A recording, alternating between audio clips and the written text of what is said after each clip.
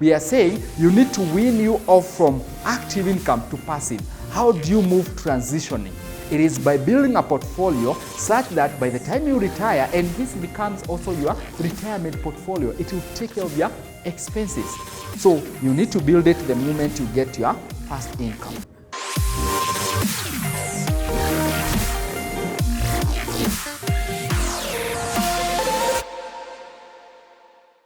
Here you're building, you have assets here. Assets that are giving you money, even here. You have assets that are giving you returns.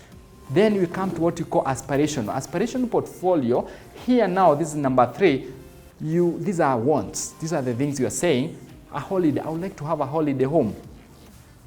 It's something you are saying, but it's not a need right now. But you're saying, I want to, a good car, a good membership. Maybe I want to join Muthaiga membership. How can I go about that? With the time, can I plan? I can have a portfolio where I draw something small. As I build this and this, then I have something to address this. Maybe a holiday home or a getaway, or maybe a destination that you're saying, I want to visit this. But do I stop building my lifestyle portfolio and the security or the education for my kid to go for the holiday? No. And we have a generation, our generation, young generation, which are portraying this kind of aspiration portfolio, and you wonder, young man driving that car and everything looks like they've got it here. But something comes and shakes this lifestyle, this person goes to negative. Doesn't have something to take care of the security, the lifestyle, doesn't have something to take care of the security, a home and all that. And here, this is most what we are seeing on the social media, the live and all that. The next thing someone is putting a pay bill, here. So this needs to be taken care of, the foundation. The first portfolio, the second, then you get here. And the most ultimate goal is legacy portfolio, multi-generational wealth transfer. You've lived for the next 30 years, 50 years or whatever. How are you going to transition this wealth to your children? An example, one of our clients, I was a single mom, had a son and a daughter. The son was in second year, third year. The daughter had just gotten an internship. The time 2021, she got COVID and she died. And she used to receive around 150,000 monthly interest from her investment account. And we always do the legal process. Everything is transferred to the beneficiary, who are the 50%, the son and the daughter. And then we called them in a meeting in our boardroom, and we sat down with them and asking them, when they came, actually, they want to withdraw the money. And we asked them, what the investment plan do you have? What do you want to use this money? And they didn't have any clue, I tell you. They just wanted the money because the money has now been splitted, each has whatever, want to take it and keep it in the bank. And here it was earning, having the mother had built that portfolio for like 6 years. And here they want to take it and go. And we asked them, what about if this is the goal your mom had? This money we used to pay her, this 150,000, which we can pay you monthly, 75,000 each. Every month we can send it to your account, and then you can meet the need that you think you have. And they said, okay. We asked them, give us 2 months and just observe this. And then the first month they saw it, we paid to the account. The third month they came, and the daughter said, because in the internship I'm being paid, I don't want to take my money. Can you reinvest back? Then the son, we checked how much did he need for the school fees. He said, this is what we'll be sending you. The rest remain. The son graduated and he got some job last year, and he came and said, whatever used to send me, stop, be reinvested. The daughter started adding a top-up on the account. And how the mother left the account, it is more better. I know this is the ideal situation for every parent would look like, that your children are able to continue and preserve the wealth you are creating for them. And if we give that money to them that time, or that money was accessible somewhere in the account, or it was a business, maybe they don't understand the business, and the next thing is, let's sell the business, share. They may not even have a passion of the business that you do. Maybe you're saying they will get the business, but they have an interest in the cash flow. They have an interest in what is coming from that. Maybe it's a land. They don't have an interest in that land. The next thing is sell. In the era that we have now, our children, they may not think of this. They will think of technology and then all that crypto and all those things that are coming in place. They may not have interest in the traditional ways we've been doing things. So, but as a parent, you can prepare them. You can prepare them. One is equipping them with financial education. Whatever you are doing today, can you also pass that to your children? Can you nurture them? Not that now when they are left, when you are not there, they are left wondering, what was my mom and my dad were doing? How about the interaction of the money? How you interact the money yourself, the health, the way we say the emotional flourishing, financially flourishing, how you do that money will also translate to your children, how they interact with the money. So it is time to change money habits and be able to be able to have this reflect even to your children, how you interact with the money at family level. Do they know what is savings? Do they know they can ask for something but have a plan to acquire that thing? Or is it something today, acquire it? Either you don't know, but like for us when growing up, I didn't know about money. Luckily I got into the investment world. Maybe I could be doing worse. Yeah? Because the thing was, my dad provide for this, my mom provide for this. Unasema, unapatiwa. Unaona? But what if now, where we are right now? That journey, kuna mahali kulifika, maisha ikabadilika, hakuna pesa, hakuna nini, but you can plan for them. You can prepare them that you can keep something aside for tomorrow. Whatever we are making today, we don't spend everything. We are keeping this. So this multi-generational wealth transfer, very important. How do you prepare them? And you can have an investment for each. And you tell them, in NABO, there's an investment portfolio, giving this return, this is your, and let it managed by the investment professional. Here there's another one, this is yours. Here is, let them know what you're doing. As we used to think money just comes from the dad and the mom. Money, when I have a need, I say money inapatikana. But can they know how do they go about generating money? Stewardship, very important. Teach them. Yeah? Because some of the mistakes you find people doing, it is lack of the information. So it's a challenge to us parents. Estate planning. How do you plan as investment? Do you do your own things alone, which are not even known to someone else? That's why you find the unclaimed assets having billions of money. And mostly there was from my county. Yeah, from this side, you have things which are not disclosed even to the family. You die, no one else knows about that. It's a challenge, even for ladies. There are people who come to us and have different category of clients. There are those who come and say, as a family, we are establishing this, as a family fund and all that. And the accountability is you report to them. Another one will come and say, we have established this, but this is mine.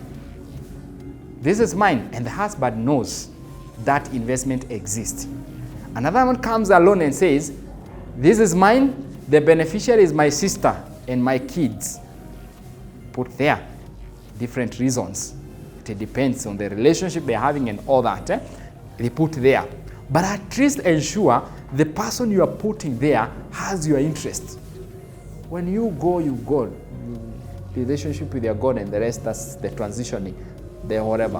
Whatever remains here, it either go to the unclaimed assets or it is but to benefit those who leave behind. So can you have a well-planned estate planning? Who are the beneficiaries? And all those things, so that we don't have money going to the unclaimed assets and all that, and maybe you left your children without knowing what mom was doing. Maybe even to Wazee, that's what I would be telling them if I was talking to Wazee. Can they have that discussion, things done? So estate planning is very important, and multi-generational wealth transfer. The last part of that is you can invest money. You can start becoming an investor. I've addressed this. How do you go build a lifestyle portfolio, a security portfolio? It is by investing. So the basic thing I'll talk about today, it is a unit trust, a money market fund. I know you have heard of money market fund. It is the basic investment vehicle you can have. And one of what you call investors, you can do this. You can buy stocks alone by yourself. You can do shares, other securities independently. But unit trust give the investor the following advantages. You pull funds. As a fund manager, we are licensed to manage people's money. You have money here for this investor AB. Here I have an investment opportunity. Our role is to pull money together and invest on your behalf and give you the returns. So one of the basics, we have a money market fund, both Kenya shillings and USD, and a money market fund is a unit trust. One advantage is it's professional fund management. We manage it. This is what we do daily. When we wake up, we are watching the market. What are the securities to buy? What are the securities to sell? What are the risks coming with the increased interest rate in the market? What is happening to the bonds? What do we need to do to protect your wealth in case of what happened to the COVID? We adjust our portfolio to align to that. So you have this advantage. The two, diversification. Maybe you only have a 50,000 or have 20,000, which may not be diversified so much. But if you invest in a fund, which is, let's say, like our fund at around 2 billion, this fund is investing into different asset classes. You enjoy that diversification so that you are not only exposed into stocks. Investment is about risk, but how risk can you take? There's what we call risk capacity and risk appetite. When someone says they are risk taker, I check something we call risk capacity, and this tells me which investment vehicle you belong to. If today you cannot, if you lose the money you are investing today, your life will not be the same, then you don't have enough risk capacity. You need to go to the most preserved. And when you are paying yourself, this money needs to be invested in the most secure places. Because you lose this, then you are back to zero. So these ones I say, paying yourself here, invest in a very secure place. As you grow and diversify your asset, you can take more risk. Because if I lose there, my 50 or 60% of my wealth is preserved. If I lose the 40%, at least 60% of that is taken care of. Choice, there are various unit trusts to choose from. In the market, we have very many. You go to the license, the CMA, the guideline is, I'm referring to the CMA, Capital Market Authority is the regulator. First of all, anyone you're dealing with, ensure they are licensed. Because if anything happens today, where will you go to? Will you go to the street? You should go to the regulator. Do they have a trustee? I'll show that. So go to the CMA, download that. There's a list of all that in the CMA website. Check all the fund managers. In the Business Daily or the Daily Nation, check that part of it on the unit trust, whatever. See what are they offering. What are they offering? NABO, CIC, you see, whatever. They are offering this. Then you decide which one do I go to and who is able to build the portfolio for me. So for me, I'm addressing this. These are common investment vehicles that are there. But when you come to us, we build a portfolio for you using different asset class and the needs you have as an individual. So flexibility, you can move your money. Money market, you can convert your unit trust easily to cash anytime you need within 24 to 48 hours. Flexibility, you can move your funds from one fund to the other. And then discipline of investing, systematic investment payback. You're able to invest and see your money growing, monitoring, and you get a higher return than the inflation. Anytime you're investing, always check with the government short-term, things we call T-bills. When the government wants to borrow, it gives what we call, the government has a deficit budget. So anytime the government does a budget, there's a deficit budget which need to be financed by domestic borrowings and foreign borrowing. So when you hear government is getting a loan from IMF, from World Bank, from China, from whatever, these syndicate, whatever loans, that is what we call foreign borrowing. The next part of it is made by domestic borrowing, whereby you borrow from the members of the public to be able to finance various projects. Like the government borrowing for long term, they issue what we call infrastructure bond. Infrastructure bond has a zero interest. The latest one they issued at around 15.82% for 7 years, zero tax.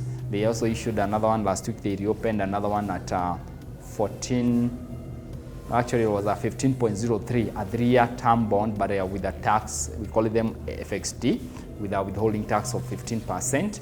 So those are the government borrowing for long term. If the government is borrowing for short term, they issue what we call treasury bill. Treasury bill are for between 191 days, 182 days to 364 days, 1 year.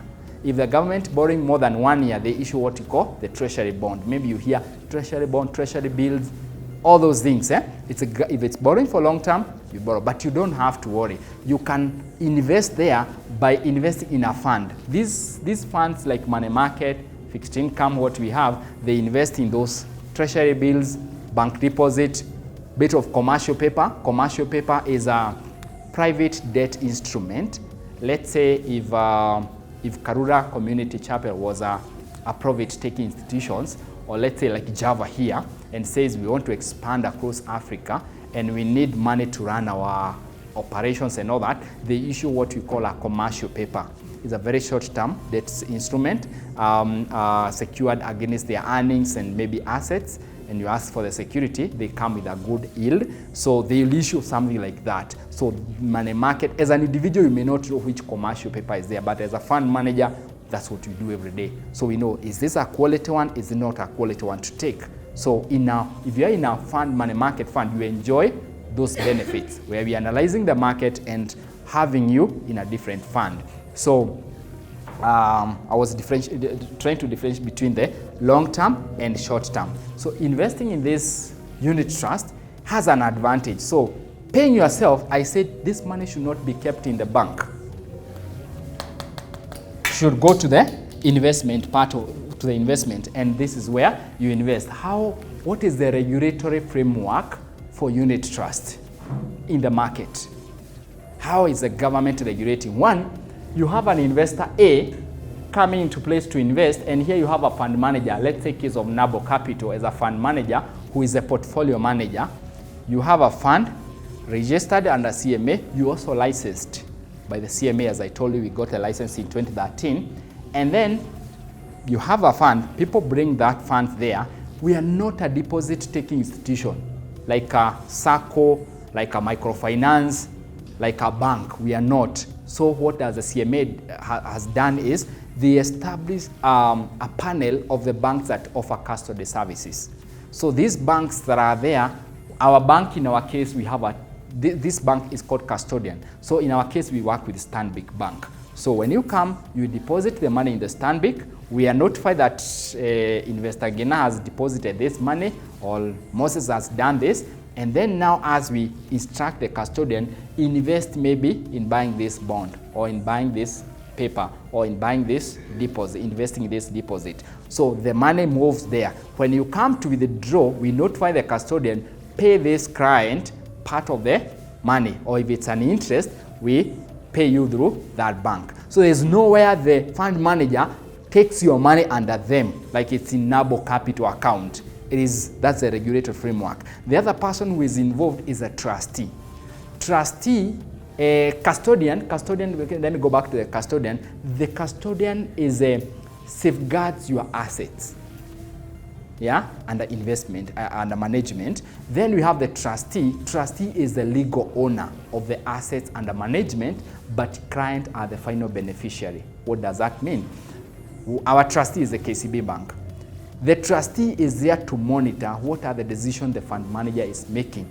You are not an investment professional, you are doing your business, you are going on in the business, but as a fund manager, I'm buying a security. Who is able to protect your interest? Who is there? It is the trustee. So trustee protect your interest and is able to guide in everything that is happening. Then we have an auditor who is an external auditor where we work with Grant Thornton. So it is to ensure that we are fully compliant. CMA gives guidelines and says under collective investment, you should not invest your money in one asset classes more than 25% apart from the government security. Who ensure that we are complying that is the trustee and the regulator at the top here. So you have a trustee, you have a custodian. CMA is at the top. So the trustee ensure you comply with the guidelines given by the CMA. If it's immovable asset, real estate, how can you go? It's only the 10% and below. If you go beyond that, then you are If I'm doing a fixed deposit and you find I've done fixed deposit with a certain bank, maybe 50%, there is a questionable because I've already violated the CMA guidelines. The trustee is able to do a report to the Capital Market Authority, and us as a fund manager, we do a report every month to the Capital Market Authority on our what we call net assets value and the allocation we have done. So if there is any violation of the guidelines, the CMA takes action.